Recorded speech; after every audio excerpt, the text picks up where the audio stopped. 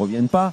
Et je vais même te dire, je sais pas quel est votre sentiment, mais si Diaz ne rate pas le péno de cette façon et si le Maroc gagne cette CAN après le péno, le goût qui serait resté, qui serait resté sur cette CAN, franchement, ça aurait été une sale odeur finalement. Et ça me fait de la peine, général, et ça me fait une peine folle pour les Marocains qui ont organisé magnifiquement bien cette compétition, qui travaillent dessus depuis des années, qui ont des stats fantastiques, qui ont tout fait pour que ça se passe remarquablement bien. Moi, j'ai pensé que tout avait été exagéré sur ce qu'on a dit autour d'eux et d'avantages dont ils ont bénéficié.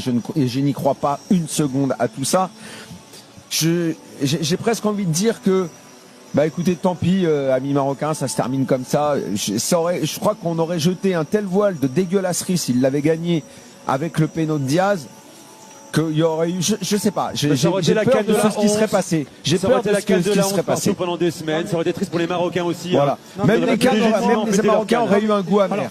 Bien sûr. Non mais Daniel, pour moi, si Brahim Diaz met ce but, clairement, il y a un gros problème de sécurité parce que moi, je pense vraiment qu'il peut y avoir de la chasse à l'homme à l'intérieur du stade. Ouais, c'est aussi, Elton, aussi. Et moi, je suis totalement d'accord. C'est la conséquence de tout ce qui s'est passé ces dernières semaines. Il se passe pas un match sans qu'il y ait une polémique.